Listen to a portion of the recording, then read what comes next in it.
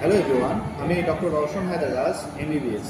আজকে আপনাদের সামনে যে বিষয় নিয়ে কথা বলবো, এমন 4টি ওষুধ নিয়ে যে ওষুধটা ক্যান্সার প্রতিরোধ করতে সাহায্য করে।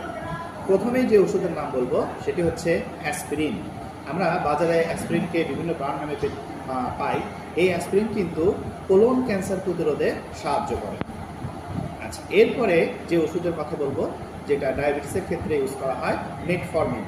মেটফর্মিন কিন্তু বিভিন্ন রকমের ক্যান্সার প্রতিরোধে সাহায্য করে।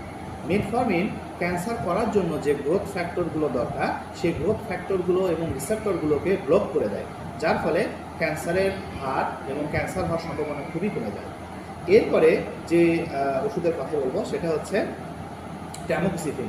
ট্যামোক্সিফিন সাধারণত মেয়েদের ব্রেস্ট ক্যান্সার সহ অন্যান্য ক্যান্সারের ক্ষেত্রে ক্যান্সার প্রতিরোধ করতে কিন্তু খুবই গুরুত্বপূর্ণ ভূমিকা পালন করে। এরপরে ছেলেদের একটা বিশেষ ক্যান্সার হয়, আমরা অনেকেই জানি, যেটাকে বলা হয় প্রোস্টেট ক্যান্সার। এই প্রোস্টেট ক্যান্সার প্রতিরোধ করতে যে ওষুধটা খুবই গুরুত্বপূর্ণ ভূমিকা পালন করে তার নাম ফিনাস্টেরয়েড। এই ফিনাস্টেরয়েডটা কী করে, আমাদের যে মেল সেক্স হরমোন টেস্টোস্টেরন, এই টেস্টোস্টেরনকে ডাইহাইড্রোটেস্টোস্টেরনে কনভার্ট হতে দেয় না।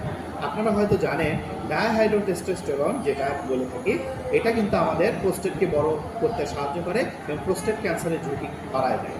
সো এই 4টি ওষুধের কথা সবাই মনে রাখবেন, যে 4টি ওষুধ ক্যান্সার প্রতিরোধে সাহায্য করে। কিন্তু এমবিবিএস ডাক্তারের পরামর্শ ছাড়া আপনারা কেউ এই ওষুধগুলো গ্রহণ করবেন না। কেন করবেন না? কারণ এই প্রত্যেকটি ওষুধেরই সাইড ইফেক্ট আছে। এবং ক্যান্সার কাদের হয়? ক্যান্সার কিন্তু সবার হয় না। যাদের ক্যান্সার হওয়ার রিস্ক আছে, বংশগত কারণ আছে, বা অন্য যে কোনো রেডিয়েশনের হিস্ট্রি আছে, এছাড়াও ক্যান্সার বাবা মার হয়তো বংশগত ক্যান্সার আছে, তাদের ক্ষেত্রে বিশেষজ্ঞ চিকিৎসকের পরামর্শ নিয়ে আপনারা এই ওষুধগুলো সেবন করতে পারেন। এছাড়া এই ওষুধগুলো সাধারণ মানুষ কখনোই সেবন করবেন না। Thank you. নেক্সট দিন এমন 7টি লক্ষণ, যে লক্ষণ দেখে আমাদের শরীরে ক্যান্সার আছে কিনা সহজে বুঝতে পারবেন, এই ভিডিও নিয়ে আসবো। সবাইকে অসংখ্য ধন্যবাদ এতক্ষণ আমার কথাগুলো শোনার জন্য।